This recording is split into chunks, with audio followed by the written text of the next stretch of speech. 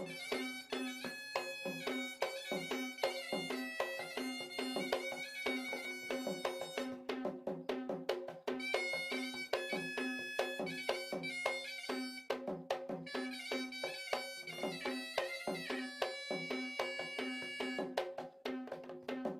සරණයි පින්වත් ඔබ හැම දෙනාටම සිත සුවපත් කරන තථාගත බුදුබණ දෙසවන් සනසන පින්වත් මොහොතක හදවතට ජීවිතයට සමීපව බුදුබණ පදයක් අප කෙරෙහි අනුකම්පාවෙන් දේශනා කරන්න මේ උතුම් වූ දේශනාව පැවැත්වීම වෙනුවෙන් පරිශ්‍රයට වැඩම කොට සිටින කොළඹ 7 බෞද්ධාලෝක මාවතේ නාරද බෞද්ධ ධර්මායතනාධිපති ශාස්ත්‍රපති රාජකීය පඬිත පූජනීය තලල්ලේ චන්දකීර්ති පින්වත් අපගේ ස්වාමින් වහන්සේ අපි සාදුනාද පවත්වමින් নমස්කාර පූර්වකව පිළිගනිමු.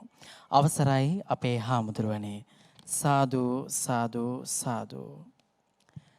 සාදු ජීවිතයක් ගත කරමින් ඒ සාදු ජීවිතය තුළ තම දරුවන් පෝෂණය කරමින් කුරුණෑගල පදිංචිව සිට මේ මොහොතේදී මේ වෙද්දී විශේෂයෙන්ම තමන්ගේ ආදරණීය දරුවන්ගේ ඒ ආදරය සෙනෙහස ලබමින් ඕස්ට්‍රේලියාවේ සිඩ්නි නුවර වාසය කරන පද්මාද සිල්වා ආදරණීය මව්තුමිය අද මේ උතුම් වූ දේශනාවේ දායකත්වයේ දරමින් කටයුතු කරනවා.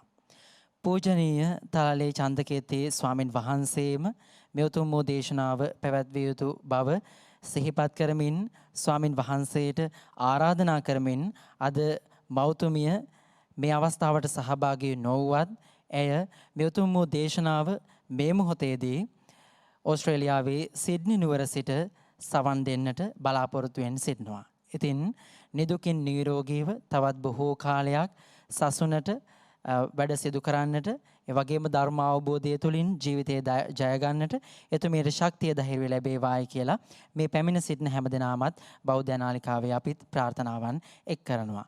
ඒ ආදරණීය මෞතුමිය වෙනුවෙන් අද මේ උතුම් වූ දේශනාව ගාම්භීර දේශනාවක් බවට පත් කරමින් සංවිධානය කරන්නට යෙදුනේ පින්වත් සන්ධ්‍යා තෙන්නකෝන් මැතිණිය, ඒ වගේම පින්වත් සුදත් තෙන්නකෝන් මැතිතුමන් ප්‍රධාන පින්වතුන්, ඒ වගේම මේ අවස්ථාවට සහභාගීව සිටිනවා කර්මාන්ත අමාත්‍යාංශයේ ගරු ලේකම්තුමන් ජෙනරාල් දයාරත්නායක මැතිතුමා. ඒ ඇතුළු පැමිණ සිටින පිරිස ඉතාම ගෞරවයෙන් මේ අවස්ථාවේදී මා පිළිගන්නවා.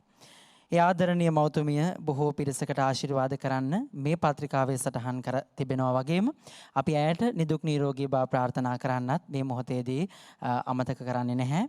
ඒ සඳහා සන්ධ්‍යා තෙන්නකෝන් මැතිණිය ප්‍රධාන මේ පින්වතුන් මේ මොහොතේ කටයුතු කරනවා.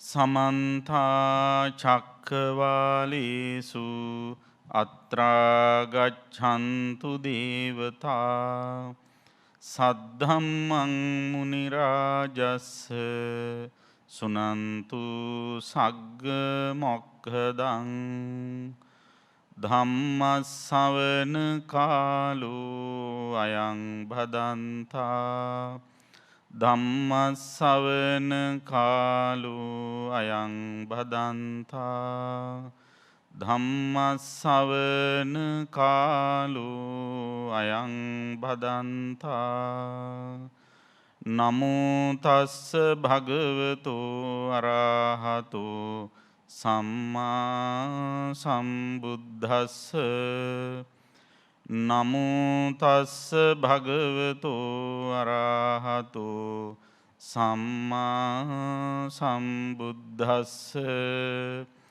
නමෝ තස්ස භගවතු අරහතෝ සම්මා සම්බුද්දස්ස සප්පඤ්ඤේන උපාසකේන සප්පඤ්ඤෝ උපාසකෝ ආබාධිකෝ දුක්ඛිතෝ බාල්හ ගිලානෝ ඕඅදිතබ්බෝති. ශ්‍රද්ධාවන්ත සත්පුරුෂ පින්වත්නි, දැන් හැම දිනාම සූදානම් වෙන්නේ ධර්ම ශ්‍රවණය කරන්න.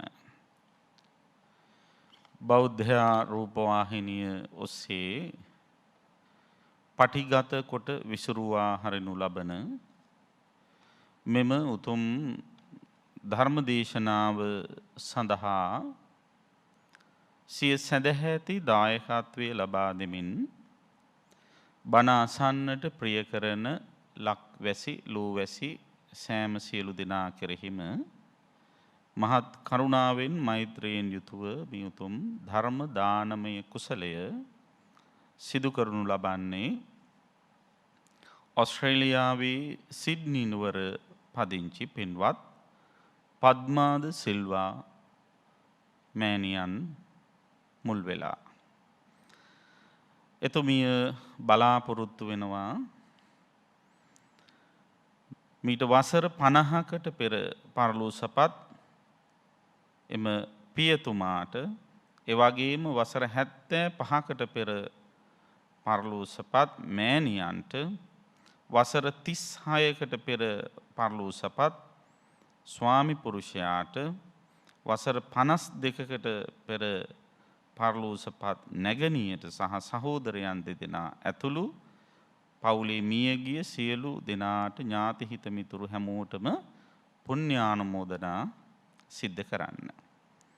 ඒත් එක්කම පද්මාද සිල්වා මෑණියන් විසින් බලාපොරොත්තු වෙනවා සෙත් ප්‍රාර්ථනා කරන්න සුජීවත්ව සිටින දූ දරුවන්ට මුණුබුරු මිනිබිරියන් ඇතුළු පවුලේ හැම දෙනාටම සෙත් ප්‍රාර්ථනා කරන්න බලාපොරොත්තු වෙනවා. ඒ හැමෝටම නිදුක් නිරෝගී සුව චිරජීවනීය සැලසේවා. ඔවුන්ගේ ඉදිරි කටයුතු සාර්ථක වීම පිණිස මේ උතුම් ධර්ම දානමය කුසලය ආශිර්වාදයක් වේවා කියලා ප්‍රාර්ථනා කරනවා. රටදෑ සමය වෙනුවෙන් දිවිපිදූ වීරෝදාර රණවිරුවන්ට පින් අනුමෝදන් කරන්නටත් අපේක්ෂා කරනවා. කොවිඩ් වසංගත රෝගීන් පීඩා විඳින හැම දිනාටම ඉක්මන් සුවය ප්‍රාර්ථනා කරනවා. ඒ සඳහා කැපවී කටයුතු කරන සුවවිරු රණවිරු සෑම සියලු දෙනාටමද ආශිර්වාද ප්‍රාර්ථනා කරනවා. තින් පින්වත් පද්මාද සිල්වා මෑණියන්ගේ එම සිතැඟි සිතුම් පැතුම් ප්‍රාර්ථනා බලාපොරොත්තු සියල්ල එලෙසින්ම ඉෂ්ට වේවා කියලා අපි පළමුවෙන්ම ප්‍රාර්ථනා කරනවා. ඒ වගේම පද්මාද සිල්වා මෑණියන්ට මේ උතුම් ධර්ම දානමය කුසල බලයෙන් නිදුක් නිරෝගී සුව චිරජීවනයේ උදා වේවා. එතුමියගේ ගතට වැළඳී තියෙන වැළඳෙන්න තියෙන සියලු රෝග පීඩා පැයෙන් පැය විනාඩියෙන් විනාඩිය තප්පරයෙන් තප්පරය චිත්තක්ෂණයෙන් චිත්තක්ෂණයට සුවපත් වේවා. මේ උතුම් ආශිර්වාද ශක්තිය එතුමියගේ සිවි සම් මස් නහර ඇට ඇට මිදුළු දක්වා විනිවිද යමින් සර්වාරක්ෂාව සැලසේවා සුවපත් වේවා කියලා අපි ආශිර්වාද ප්‍රාර්ථනා සිද්ධ කරනවා. ඉතින් පද්මාද සිල්වා මෑණියන්ගේ මේ ධර්මදේශනාව පවත්වන්නට මුල් වෙච්ච අරමුණු දිහා බලනකොට එතුමියගේ තියෙන සත්පුරුෂ භාවය මනා ලෙස ප්‍රකට වෙනවා. අවුරුදු 70 ගණනකට 50 ගණනකට 30 ගණනකට ඈත අතීතයේ මියගිය ඥාතීන් අමතක නොකොට හෘදයාංගමව ඔවුන්ගෙන් වෙච්ච මෙහෙවර සිහිපත් කරලා පින් අනුමෝදන් කරන්න පෙළඹිලා තිබෙනවා. ඉතින් ඒ අයට පින් නොදුන්නා කියලා මේ මෑණියන්ට කවුරුත් දැන් දොස් කියන්නේ නැහැ. නමුත් සත්පුරුෂකම හිතේ තියෙන නිසා කෘතවේදීත්වයේ හිතේ තියෙන නිසා ඔවුන් අනුස්මරණය කරලා පින් දෙනවා. ඒ විතරක් නෙවෙයි තමන්ගේ දරුවන්ට දරු මුණුබුරන් හැම දෙනාටමත් ආශිර්වාද කරන්නේ බොහෝම මව් ගුණ ඉස්මතු කරගෙන. අපි ඒක මේ වෙලාවේදී බොහෝ සෙයින් අගය කරලා එතුමියට සෙත් පතනවා අපේ සතුට ප්‍රකාශ කර සිටිනවා. ඉතින් නිවේදක මහත්මයා සිහිපත් කළ පරිදි අප ලවාම මේ දේශනාව සිදු කරගන්නට එතුමියට අවශ්‍යතාවයක් ඇති වෙලා තිබෙනවා. ඒ අනුව ඒට සුදුසුම ක්‍රමය හොයාගෙන බෑ කියන්න බැරි වෙන විදිහට ආරාධනාව මනා ලෙස සිද්ධ කරන්න සුදුස්සා තෝරගත්තා. ඒ අපේ පින්වත් සුදත් තෙන්නකෝන් මහත්මයා සහ සන්ධ්‍යා තෙන්නකෝන් මහත්මනිය විශාඛා පරපුරේ අනේපිඬු සිටු පරපුරේ නූතන ප්‍රතිමූර්තියන් බඳු සැදැහැවත් යුවලක් වශයෙන් මුළු රටම බෞද්ධ ලෝකයම හඳුනාගෙන සිටින අපේ තෙන්නකෝන් මහත්මයා මහත්මනිය මේ රටේ විතරක් නෙවෙයි පිට රටවලද සම්බුද්ධ ශාසනයේ නගා සිටුවීම පිණිස කරන මහා මෙහෙවර මෙතෙකයි කියා ප්‍රමාණ කරන්නට කවදාවත් අවකාශ ලැබෙන්නේ නැහැ. එතරම්ම ඒ ඇත්තන් පිනට දහමට නැඹුරුව කටයුතු කරන අය. එක අතකින් බැලුවොත් අනේපිඬු සිටුතුමා හැදුවේ ජේතවනාරාමේ විතරයි. විශාඛාව හැදුවේ පූර්වාරාමේ විතරයි. මේ දෙපළ එහෙමද? මේ දෙපළ අතින් නිර්මාණය වෙච්ච විහෙර විහාරස්ථාන ආගමික ස්ථාන ඒ වගේම සෞඛ්‍ය අංශයේ රෝහල් පද්ධතිය තුල ක්‍රියාත්මක වෙන විවිධ ආයතන මොන තරම්ද කියලා කියන්න බැරි තරම්. ඉතින් අන්න ඒ වාගේ සත්පුරුෂ සුධීමතුන් දෙපළක් අපි ඊටාම සමීපව ඇසුරු කරන්නේ. විශේෂයෙන්ම අපි මේ වෙලාවේ කෘතවේදීව සිහිපත් කරනවා අපේ නාරද බෞද්ධ ධර්මායතනයේද සංවර්ධනය වෙමින් පවතිනු ලබන ඒ ගොඩනැගිල්ලේ ආවාස ගොඩනැගිල්ලේ බිම් මහල සම්පූර්ණයෙන්ම භාර අරගෙන ඉදිකිරීම් කටයුතු කර දෙන්න අපේ සුදත් මහත්මයාත් සන්ධ්‍යා මහත්මනියත් කෘතවේදීව එයත් අනුස්මරණය කරලා සෙත් පතනවා. ඉතින් කවදත් අපේ ශාසනික සේවාවන් සඳහා හිතාධ්‍යාසයෙන් සහයෝගය දක්වන කම්කරුව අමාත්‍යාංශයේ ලේකම්වර හිටපු යුද හමුදාපති ජෙනරාල් දයා රත්නායක මැතිතුමන් එම මැතිනිය මේ අවස්ථාවට සම්බන්ධ වී සිටින්නේ ඒ පද්මාත් සිල්වා මෑණියන් හා ඇති ලබැඳියාව සබඳතාවය අනුව. ඉතින් මේ හැම දිනමත් සිහිපත් කරමින් අපි මේ වෙලාවේ මේ දේශනාව බොහොම සතුටින් සිද්ධ කරනවා. මේ වෙලාවේ මම ධර්ම දේශනාව සඳහා පින්නතුන්ට කියලා දෙන්න බලාපොරොත්තු වන්නේ සංයුක්ත නිකායේ සෝතාපට්ටි සංයුක්තයට අයිති සූත්‍ර දේශනාවක්. මේ සූත්‍රයේ නම ගිලාන සූත්‍රය. ගිලාන සූත්‍රය මේ සූත්‍රයෙන් විස්තර කරන්නේ කෙනෙක් ගිලන් වුණාම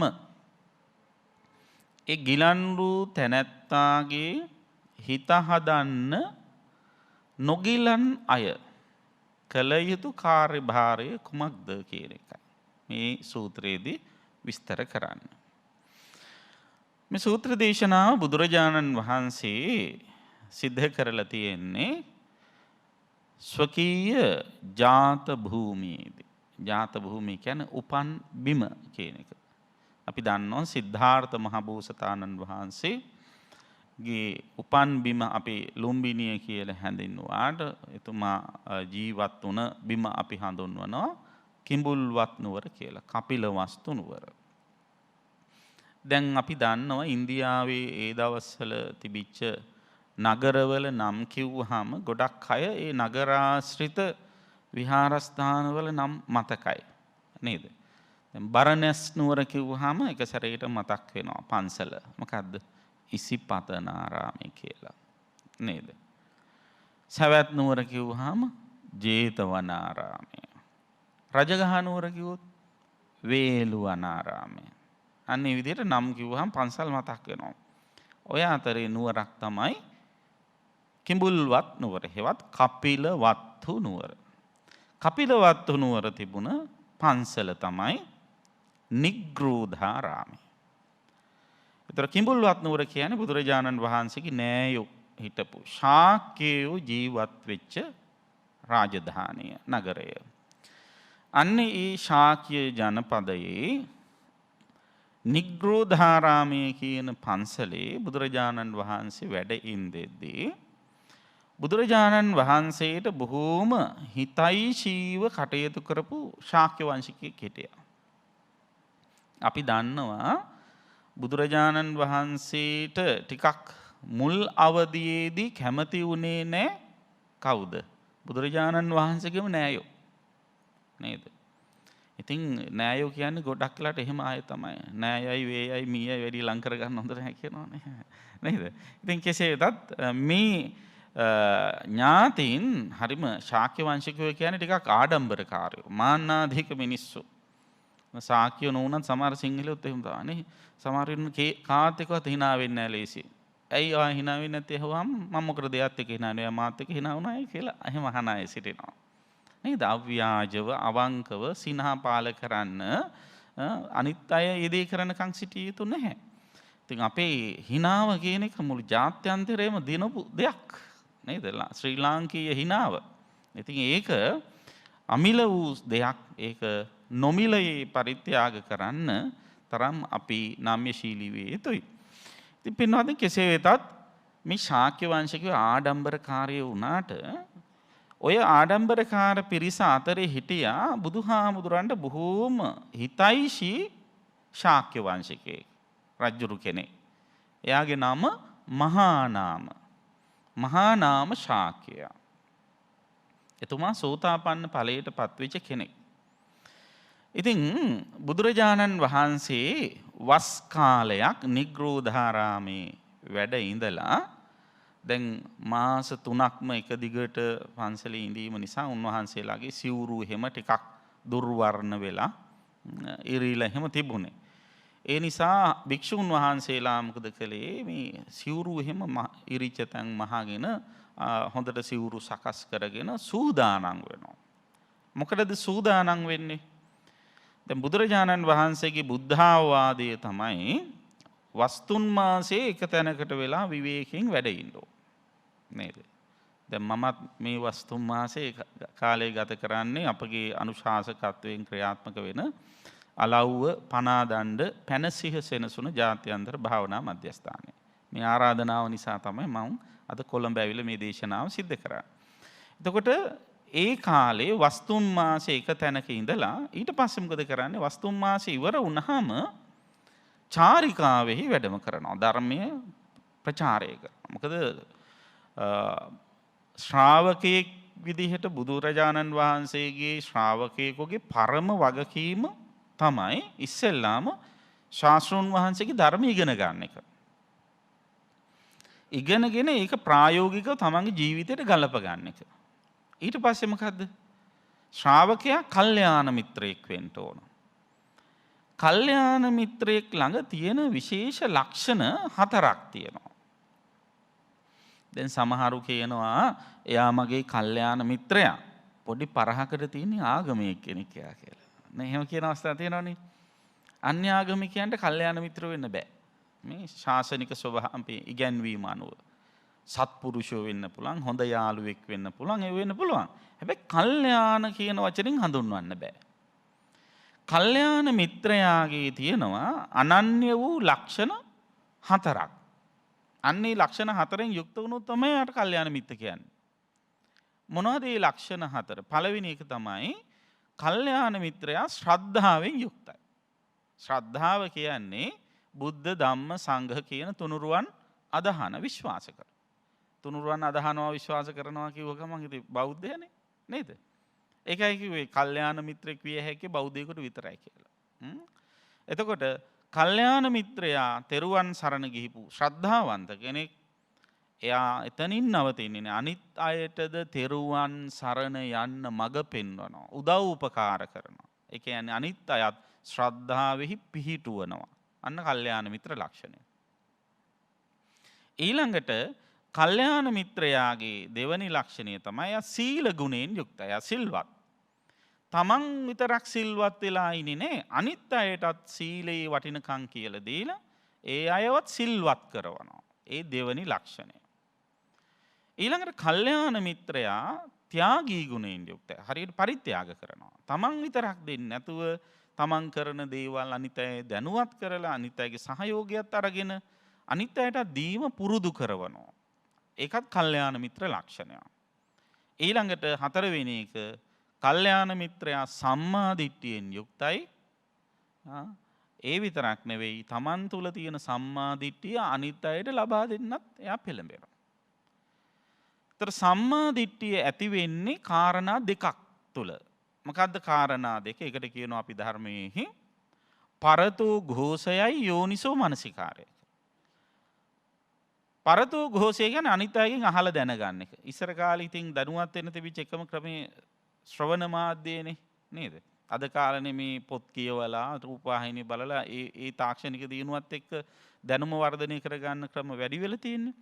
ඉස්සර තිබුණේ ශ්‍රවණය විතරයි. ඒ නිසා තමයි ශ්‍රාවකයෝ බිහි වුණේ. බහුශ්‍රුත කියන අය හඳුන්වන්නේ අර උගත් වූ කියලා හඳුන්වනකොට යොදන වචනේ බහුශ්‍රුත කියලා කිව්වේ ඒකයි. ඉස්සර ඉගෙන ගත්තේම අහලා. ඉතින් අන්න ඒම අහනකොට දැනුම වැඩෙනකොට දෘෂ්ටිය පිරිසිදු වෙනවා. එතකොට සම්මා දිට්ඨිය ඇති වෙන්න පළවෙනි ලක්ෂණය තමයි පරතෝ ഘോഷය අනිත් අයගෙන් අහලා දැනගන්න එක. ඒකට කියන සුතමය පඤ්ඤා කියලාත් කියනවා. ඊළඟට නිකම්ම අනිත් අයගෙන් අහලා අහපු ගමන් සාදු කිව්වටම හරියන්නේ නැහැ. යෝනිසෝ මනසිකාරය කියලා තව එකක් තියෙනවා. යෝනිසෝ මනසිකාරය කියන්නේ තමන් ඊට පස්සේ මනසින් නුවණින් කල්පනා කරලා බලන්න ඕන. මෙහෙම කිව්වා මේක මෙහෙම වෙනවද කියලා හොඳට නුවණින් කල්පනා කර කර බලන්න. අන්න එතකොට තමයි ඒ තුල තමන්ට හොඳට කල්පනා කරනකොට ඒ අවබෝධයටපත් වෙන. ඒකට කියන්නේ චින්තාමය පඤ්ඤා. සුතමය පඤ්ඤා, චින්තාමය පඤ්ඤා කියන්නේ. ඊට පස්සේ තමයි භාවනාමය පඤ්ඤාවට යන්න පුළුවන්කම තියෙන්නේ. ඉතින් කෙසේ වෙතත් පින්නත් ඕන සම්මා දිට්ඨිය ඇති වෙන්න බණ අහන්ට ඕන. ඒ වගේම අහන බණ හොඳට නුවණින් මෙනෙහි කරන්න ඕන. එතකොට බණ අහන්න නම් මොකද්ද වෙන්න ඕන? කියන්න කවුරු හරි ඉන්න එපා. නේද? එතකොට අන්න කල්යාණ මිත්‍රයෙක්ගේ වගකීම තමයි බණ කියලා දෙන එක. එතකොට බණ කියව යුත්තේ හාමුදුරුවෝ විතරක්ම නෙවෙයි. දැන් ඔබට පුළුවන් නම් මේ බණ අහලා තව කෙනෙකුට ගිහිල්ලා කියන්න. කියන්න බැරි නම් ඔබට පුළුවන් නම් තව මේ කියන බණ උන් අහවල් දවසේ මෙහෙම බණක් යනවා අහන්න කියලා ඉවර වෙලා. නේද? SMS එකක් දාන්න පුළුවන්.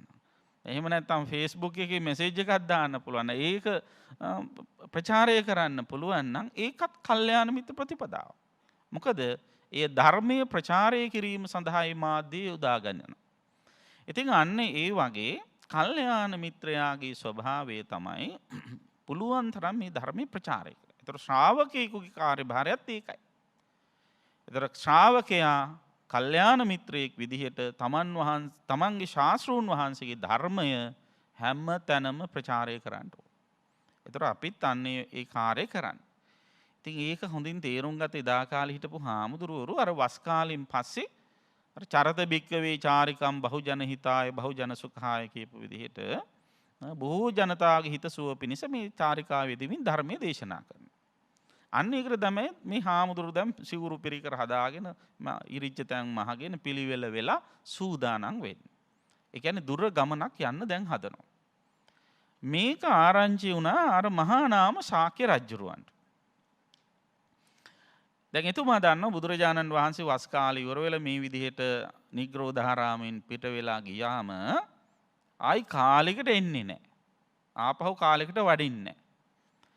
ඔය අතරේ දැන් ඉන්නවා මේ විශාල මේ කියන ශාක්‍ය ජනපදයේ කිඹුල්වත් නුවර ලෙඩ වෙච්ච අය ඉන්නවා. මැරෙන්න ආසන්න අය ඉන්නවා. ඔය ආදි වශයෙන් එක එක වයෝ වෘද්ධ පිරිසක් ඉන්නවා. දැන් කල්යාණ මිත්‍රයෙක් විදිහට බුදුරජාණන් වහන්සේගේ ධර්මය අනුගමනය කරන ආර්ය ශ්‍රාවකයෙක් විදිහට මේ මහා නාම ශාක්‍ය රජතුමා තමන්ගේ කාර්යභාරය පිළිබඳව යම්කිසි අවබෝධයකින් තේරුමකින් හිටියේ. දැන් බුදුහාමුදුරුවොත් නෑ බණක් කියා ගන්න හාමුදුරුවරුත් ඉන්න හාමුදුරුවලත් ඔක්කොම වස් කාලෙන් පස්සේ යනවා.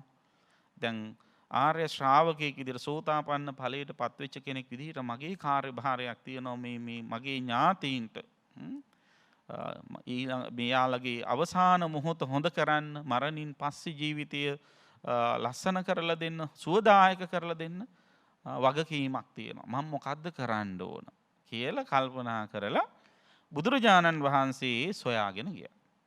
ගිහිල්ලා බුදු පියාණන් වහන්සේට වැඳ නමස්කාර කරලා බුදුරජාණන් වහන්සේගෙන් විමසනවා ස්වාමීනි භාග්‍යවත් බුදු පියාණන් වහන්සේ නුවණ තියෙන උපාසකයෙක් නුවණ තියෙන වෙනත් උපාසකයෙකු ගිලන් වූ විට මොන විදියටද අවවාද කරන්න ඕන කියලා. අනේක ඊටාම වැදගත්. විතන උපාසක කියන වචනයට විශේෂණයක් දාලා තියෙනවා. මොකද්ද විශේෂණය? නුවණ තියෙන උපාසකයෙක්. නුවණ තියෙන උපාසකයෙක් නුවණ තියෙන උපාසකයෙකු ලෙඩ වුණාම එයාට මොන විදිහටද අවවාද කරන්න ඕන? ගත සිත සුවපත් කර ගැනීම සඳහා මොන විදිහේ උපදේශනයක්ද ලබා දෙන්න ඕන කියලා තමයි ඇහුවේ. එතකොට දැන් ඔන්න ඔබත් ඒක ඊටාම වැදගත් විදිහට වටහා ගන්න ඕන. දැන් ඔබ කොතෙකුත් ලෙඩු බලන්න ගිහිල්ලා නැතිනේ.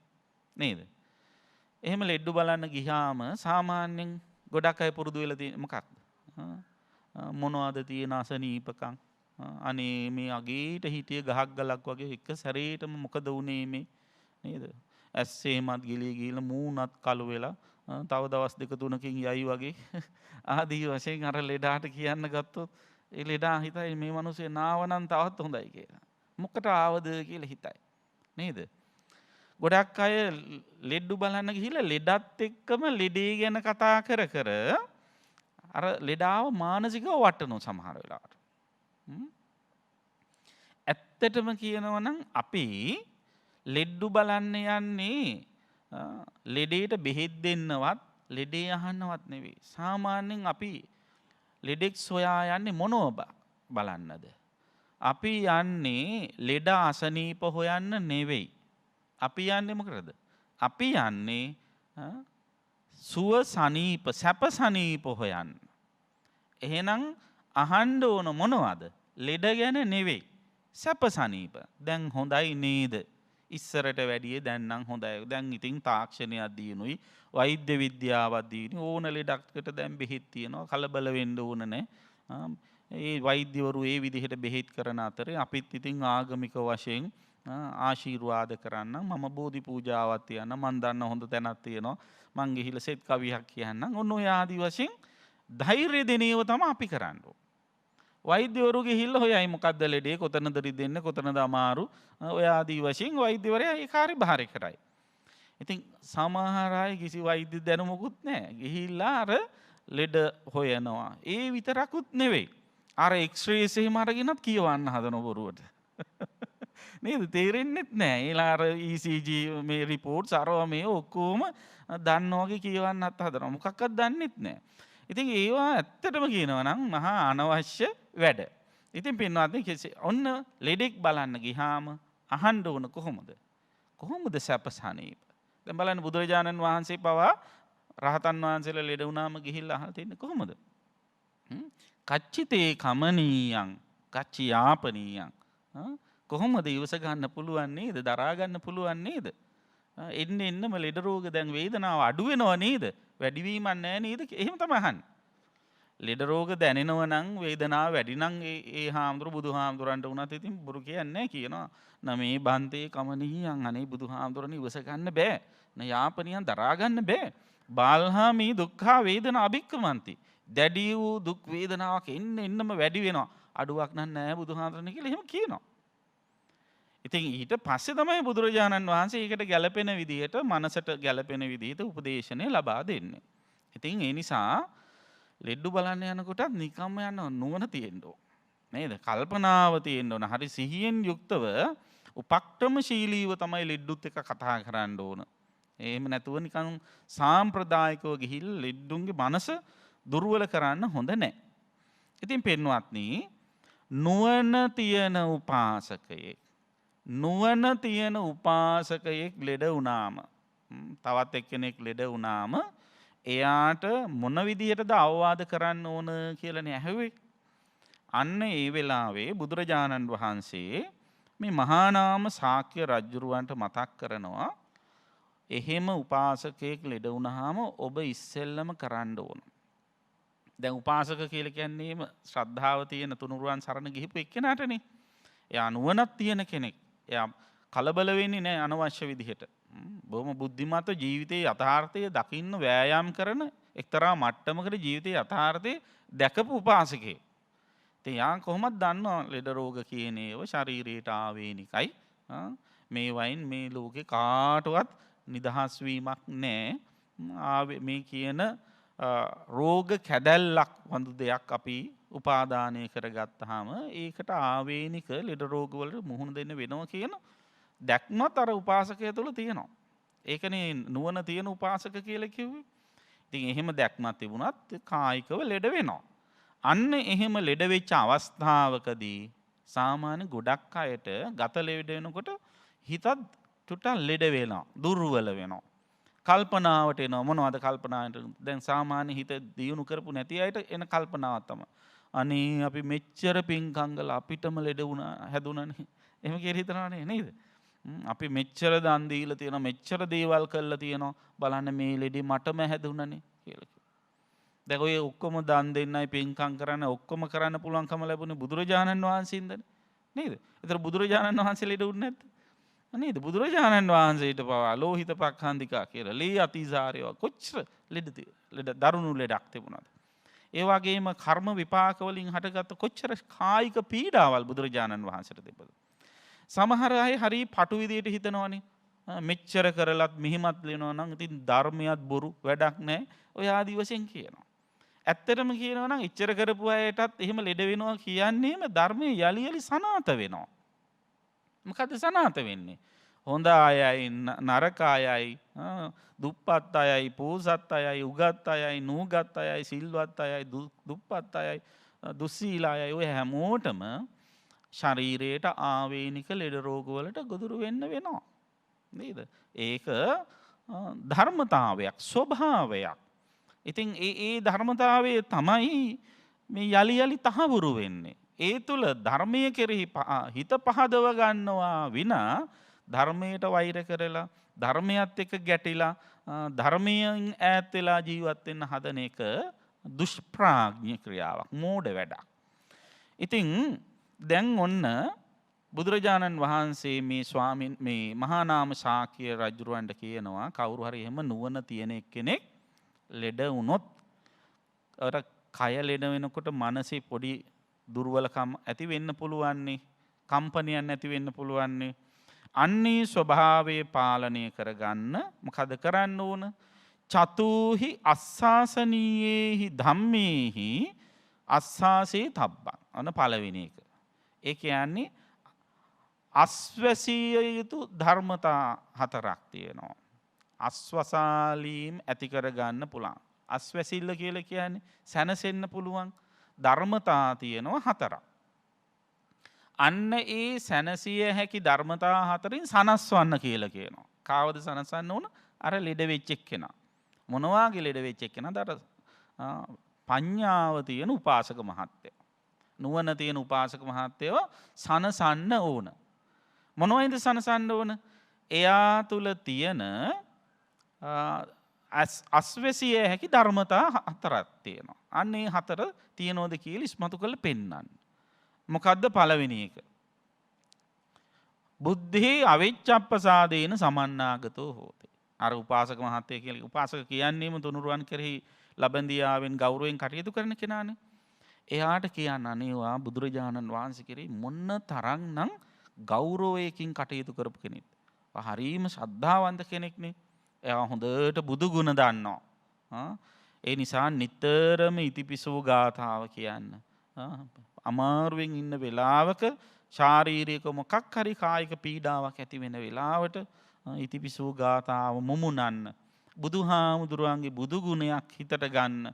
උන්වහන්සේගේ චරිතේ මොකක් හරි සිද්ධියක් අරගෙන උන්වහන්සේ කෙරෙහි පැහැදීම ඇති වෙන විදිහට කල්පනා කරන්න. අන්න ඒ විදිහට හිතන්න කියලා කියනවා.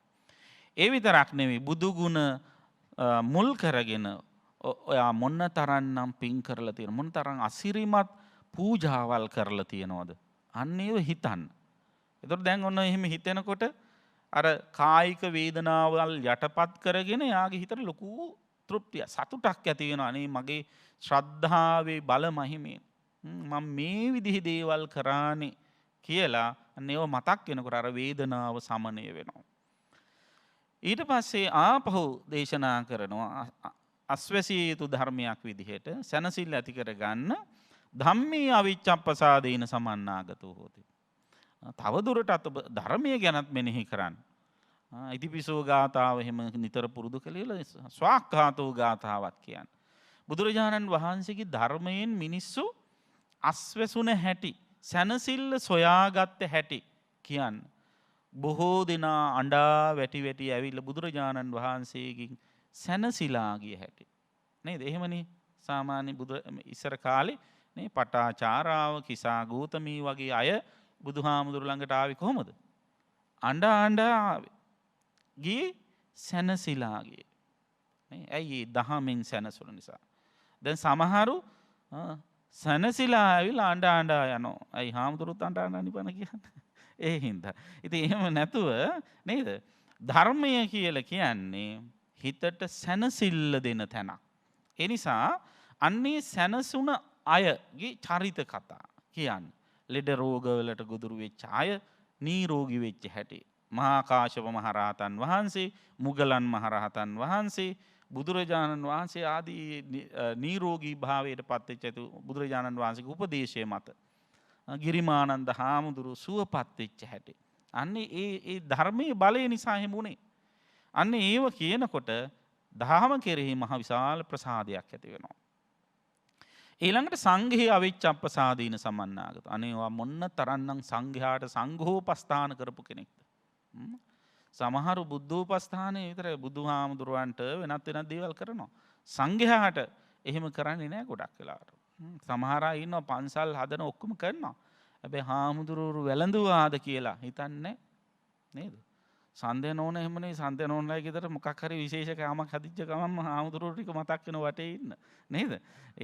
ඒක විශේෂ ලක්ෂණයක් අපි දකින. ඉතින් අන්නේ ඒ ගුණය ඒ වාගේ දේවල් මතක් කරනකොට හිතට ලොකු සතුටක් ඇති වෙනවනේ නේද? අන්න ඒ වගේ ඔය අතින් කොච්චර දාන දීලා තියෙනවද? දානේ හදලා පූජා කරලා තියෙනවද? සංඝෝපස්ථාන කරලා තියෙනවද? ගිලන් හාමුදුරන්ට පිළිසරණ වෙලා තියෙනවද? අන්න ඒව මතක් කරලා දෙන්න. සංඝ ගුණ හැම මතක් කරන්න ඕන. එතකොට සංඝ ගුණ මතක් කරලා සංඝයාට කරපු උපස්ථාන ඒව මතක් කරනකොට එයාගේ හිතට ලොකු සතුටක් ඇති වෙනවා. කාගේ හිතටද? අර ගිලන් වෙලා ඉන්න ප්‍රඥා සම්පන්න කෙනාගේ හිතට. ඊට පස්සේ ආයිත් මතක් කරලා දෙන්න අස්වැසෙන්න මොන තරම් සිල්වන්තයිද? ඔයා හොඳට පන්සිල් රකින්න කෙනෙක්. ඔයා සිල් කඩපු කෙනෙක් නෙවෙයි. ඒ විතරනේ ඔයා පොයේ සිල් සමාදන් අට සිල් සමාදන් වෙනවා. ඒ වගේ ගුණධම් පුරන කෙනෙක්. ඒ නිසා ඔයාට නම් ආයි බය වෙන්න දෙයක් නැහැ. ඔයාට සැනසෙන්න ඕන තරම් කාරණා තියෙනවා කියලා අර හිතේ සතුට වැඩි කරන්න ඕන. එහෙම සතුට වැඩි කරනකොට ඒව ගැන හිතන්න අර වේදනාව යටපත් වෙලා යනවා. සාමාන්‍ය කායික වේදනාවත් එක්ක එන්නේ පටිඝය. කායික වේදනාව දුක් වේදනාවක්නේ. දුක් වේදනාව හැමුවේ පටිඝය හෙවත් ගැටීම එන්නේ තරහ යනවා. ඒකනේ වයසට ගියාම තමන්ගේ දේවල් තමන්ට ඕන විදිහට කරගන්න බැරි වුණාම ලෙඩ වුණාම ගොඩාක් අයට කේන්ති යන්නේ. ඒ අර දුක් වේදනාවත් එක්ක තමයි පටිඝය එන්නේ. එතකොට අන්න ඒ නිසා යාළගේ හිත හැමතිස්සෙම සතුටෙන් තියන්න ඕන. එතකොට සතුටෙන් තියන මොකද කරන්න ඕන? ඒකට අදාළ යාගේ ජීවිතේ අනුස්මරණීය දේවල්, ආස්වාදනීය දේවල්, සතුටු විය හැකි දේවල් සිහිපත් කර කර යාගේ හිත අස්වසන්න ඕන. අන්න ඒක කල්යාණ මිත්‍ර නුවණ තියෙන උපාසකයෙකුගේ වගකීමක්. ඒ අස්වසන විදිහට උපදෙස් දෙන්න ඕන.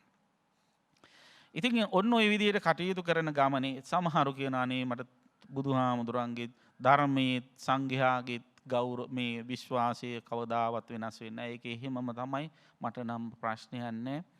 ඒ වුණාට මට මේ පොඩි ප්‍රශ්නයක් තියෙනවා. මොකද මට මේ ළමයින් ගැන පොඩ්ඩක් බයයි කියලා ඔන්න ආයි අල්ල ගන්නකො නා. මට නම් මැරෙන්න බය නැහැ.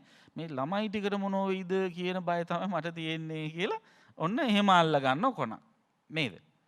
එතකොට දැන් නුවණ තියෙන කෙනෙක් විදිහට එහෙම කතාවක් කිව්වහම මොකද්ද කියන්න ඕන? හරි.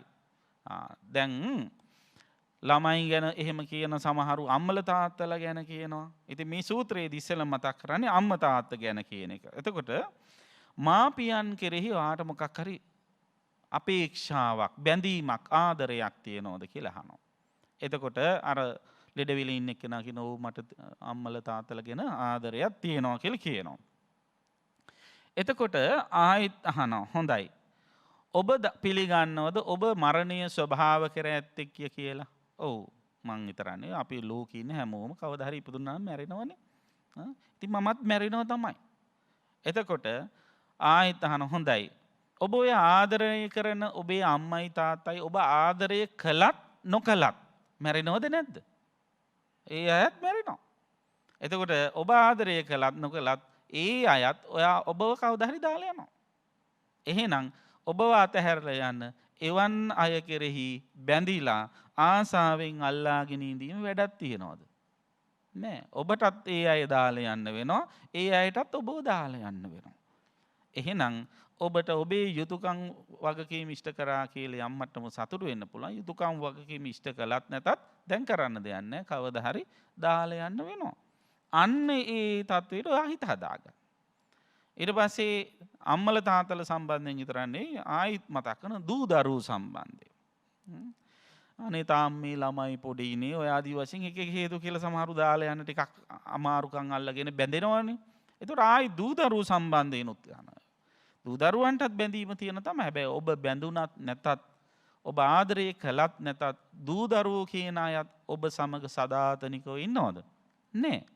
නේද? ඒ අයත් කවදා හරි දවසක මේ ලෝකේ අතහැරලා යන සමහර අම්මල තාත්තලට කලින් දූ දරුවෝ අතහැරලා යනවා. නේද? ඒක ලෝක ස්වභාවය. එහෙනම් ඔබ මනසින් බැඳුනාය කියලා ඔබට ඒ බැඳිච්ච දේවල් සදාතනිකව තියාගන්න පුළුවන්.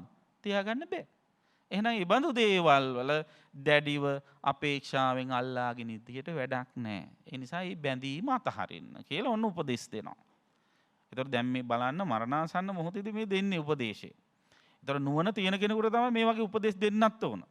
නැත්තම් කිය යන්න බලන්නකෝ මේ අන්තිම මොහොතේ ඇවිල්ලා මාව බය කළා මැරෙන්න කරුණු කාරණා කිව්වා ආදී වශයෙන් ගැටෙන්න පුළුවන්.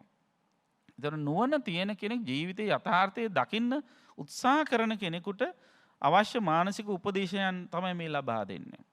ඊට පස්සේ ආපහු බුදුරජාණන් වහන්සේ මහා නාම ශාක්‍යයට මතක් කරනවා. සමහරු ඉන්නවා දූ දරුවන්ටත් දාලා යන්න කැමති. ඒ වගේම නෝනල මහතුරු දාලා යන්නත් කැමති. හැබැයි සමහරුන්ට දාලා යන්න බෑ. අල්මාරිය නේද? කාර් එක ඒ වගේ දේවල් දාලා යන්න බැරි ඈත් ඉන්නවා. අනේ මේක මෙච්චර කාලෙකින් පාවිච්චි කරපු එක කොහොම අතාරින්නද ආදි වශයෙන් ඒ භෞතික සම්පත්. ඒ වාට සමස්තයක් විදියට ගත්තාම පංචකාම සම්පත් කියන නම අපි පාවිච්චි කරනවා. ඒතර පංචකාම සම්පත් දාලා යන්න බෑ කියන ඒවට බැඳිලා ඉන්නවා. එතකොට අහනවා පංචකාම සම්පත් සදාතනිකයිද? නෑ. ඒවත් ඇතිවෙල නැතිවෙල යන දේවල්. නේද? එතකොට ඔබ කැමති වුණත් අකමැති වුණත් ඒවත් ඔබට අතහරින්න වෙනවා දවසක. එහෙනම් ඒවට තියෙන කැමැත්ත අතහරින්න කියලා අන්න උපදෙස් දෙනවා. ඊට පස්සේ දැන් සමහර අයට එහෙම කිව්වට අතහරින්නේ නැහැ. පංචකාම සම්පත් වලට තියෙන කැමැත්ත අතහරින්න කියපු ගමන් එක සැරේට අතහරින්නේ නැහැ. සමහරුන්ට කැමැත්ත අතහරින්න හිතෙනවා ඊට වැඩිය දෙයක් ලැබෙනවාය කියලා කිව්වා. නේද? දැන් මම පුතාට මේ ඊට වැඩිය හොඳ එකක් දෙන්නම්කෝ ඕක දැන් නංගිට දෙන්නකෝ කිව්වහම සමහර වෙලාවට ඒක අර අඩු වටිනාකමෙන් යුක්ත එක අතහරින්න පෙළඹෙනවා සාමාන්‍යයෙන්. ඒ වාගේ දැන් ඔන්න මේ මනුෂ්‍ය ලෝකේ මානුෂීය කම් සැප තියෙනවනේ පංචකාම සම්පත්. ඒ සම්පත් වලට වැඩිය වටිනවා මොනවද? දිව්‍යමය කාම සම්පත්. දිව්‍යමය රූප, දිව්‍යමය ශබ්ද, ගන්ධ, රස, ස්පර්ශ ඒවා නේද? මෙහි රූප වගේද දිව්‍ය ලෝකේ රූප. මෙහි සැප වගේද දිව්‍ය ලෝකේ සැප. මේවා නිකන් nothing කියලා කෙනෙකුට හිතෙන්න පුළුවන්. නේද? අන්න ඒ විදිහට දුන්නාම එහෙම කල්පනා හිතට දුන්නාම අන්න එතකොට අර මේවට තියෙන බැඳීම අතහරිනවා. ඉතින් ඔන්න දිව්‍යමය පංචකාම සම්පත් වලට හිත යනවා. ඊට පස්සේ ආයි කියනවා දිව්‍ය ලෝකෙත් තියෙනවානේ කාමාවචර දිව්‍ය ලෝක කීයද? 6ක් තියෙනවානේ.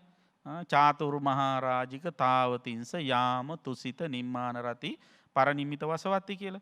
ඒ එකින් එක දිව්‍ය ලෝකවල සැප කියනවා. එතකොට චාතුරු මහරජිකේ සැප වලට වැඩිය සැප තියෙනවා තව්තිසා දිව්‍ය ලෝකේ. තව්තිසා දිව්‍ය ලෝකේ සැපට වැඩිය සැපයි යාම දිව්‍ය ලෝකේ. යාම දිව්‍ය ලෝකේ සැපට වැඩිය සැපයි තුසිත දිව්‍ය ලෝකේ. තුසිත දිව්‍ය ලෝකේ සැපට වැඩිය සැපයි නිම්මාන රතියකේ. නිම්මාන රතිය දිව්‍ය ලෝකේ සැපට වැඩි ඉහළ සැප තියෙනවා පරිනිම්මිත වසවාති දිව්‍ය ලෝක. ඒටත් වැඩි ඉහළ සැප තියෙන කොහෙද? බ්‍රහ්ම ලෝකවල. ඉතින් අන්න ඒ විදිහට ඒ සැප කියනවා. එතකොට ඒ සැප කියන්න මොකද කරන්නේ? අර අවම සැප අතහරිනවා. අරක දිනවනම් මේක අතහරින්න පුළුවන් කියන හැඟීමෙන් එක අතහරිනවා. එතකොට අන්න දැන් ඔහොම හිත අර සැපට තියෙන කැමැත්ත තවත් වැඩි සැපක් පෙන්න අවම සැප අතහැරවල උපරිමයට අරගෙන යනවා. කොතෙටද අරගෙන යන්නේ? බ්‍රහ්ම ලෝකයට. දැන් ඔන්න බ්‍රහ්ම ලෝකයේ කෙනෙකුගේ හිත බැඳෙනවා.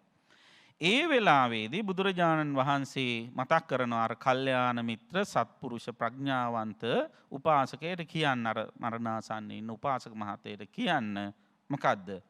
බ්‍රහ්ම ලෝකෝපිකෝ ආවුසෝ අනිච්චෝ අද්ධු සක්කාය පරියාපන්නෝ.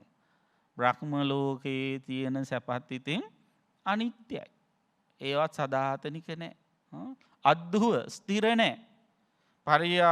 සක්කාය පරියාපන්න. ඒ කියන්නේ මේ සක්කාය දෘෂ්ටිය මුල් කරගෙන තමයි ඒ සියල්ලක් තියෙන්නේ.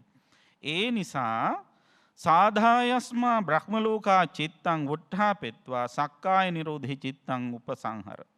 අන්න ඒ හින්දා කරන්න ඕන දේ බ්‍රහ්ම ලෝකේ හිත තියාගන්න එක නෙවෙයි.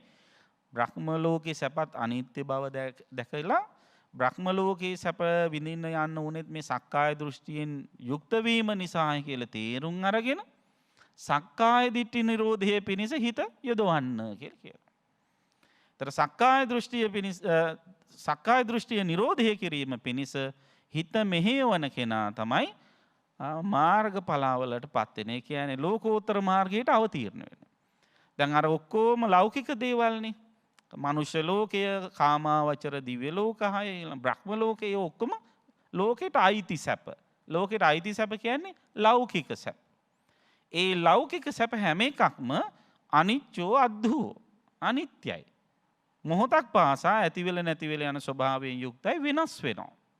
හැබැයි ලෝකෝත්තර සැපේ හැම වෙනස් වෙන එකක් නෙවෙයි. එතකොට ඒ ලෝකෝත්තර සැපේ වෙනස් නොවන්නේ ඇයි? ඒව හේතුන් නිසා හටගත්ත දේවල් නොවන නිසා. ඒව සංස්කාර නොවන නිසා. එතකොට අන්න ඒ විදිහට මේ සක්කාය නිරෝධය සිද්ධ කරගන්න කෙනෙකුට හැකියාව තියෙනවා කුමක්ද?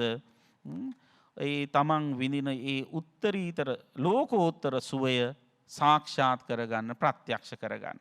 එතකොට කවුරු හරි සක්කාය නිරෝධය සිද්ධ කරලා ඉවර වෙලා ඒ තුල සක්කාය දිට්ඨි, විචිකිච්ඡා, සීලබ්බත පරාමාස, කාමරාග, පටිඝාදී මේ සංයෝජන ධර්ම නැති කරොත් කවුරු හරි උපාසකේ ඒ උපාසකයා සහ ඒ තත්වයටම පත්වෙච්ච භික්ෂූන් වහන්සේ මනසින් ගත්තොත් එකම ස්ටේජ් එක, එකම මට්ටමක ඉන්න, එකම සුවයක් අත්විඳින කෙනෙක් කියලා බුදුරජාණන් වහන්සේ අවධාරණය කළා. එතකොට අන්න ඒ තත්වයට අපි පත් වෙන්න නම් අපි මොකද කරන්න ඕන? මේ සාමාන්‍ය ජීවිතයේ අපි විඳින අරමුණු හා බැඳෙන වේදනාවල් සියල්ල අනිත්‍යයි කියලා දකින්න ඕන. දැන් සැප අනිත්‍යයි වගේම දුකත් අනිත්‍යයි කියලා දකින්න ඕන. දැන් අපිට කායික මොකක් හරි අසනීපයක් නිසා වේදනාවක් හටගත්තොත් ඒ වේදනාවත් සදාතනික නැහැ. වේදනා බුබ්බුලූපමා. වේදනාව හරියට දිය බුබුලක් වගේ. වතුරට ගල් කැටයකින් ගහපු ගමන් එක සැරේට දිය බුබුලක් හට ගන්නවා. හටගත් සැනින්ම ඉතුරු නැතිව කඩලා යනවා. අන්න ඒ වගේ තමයි වේදනාව. එතකොට මේ සුළු මොහොතක ඇති වෙන සුඛ වේදනාවේ ඇලුනොත් ඒ තුල කෙලෙස් ඇති වෙනවා. දුක් වේදනාවේ ගැටුනොත් ඒ තුලත් කෙලෙස් ඇති වෙනවා. කෙලෙස් ඇති කරගන්න නැතුව ඉන්න නම් මොකද කරන්නේ? ඇලෙන ගැටෙන එක නවත්ත ගන්න නම් මොකද කරන්න ඕන?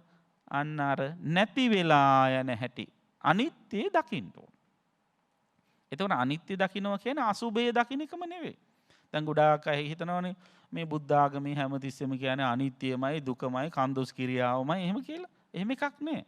හරියට අනිත්‍ය දකින්න එක්කිනා තමයි හොඳටම සැප විඳින්නේ.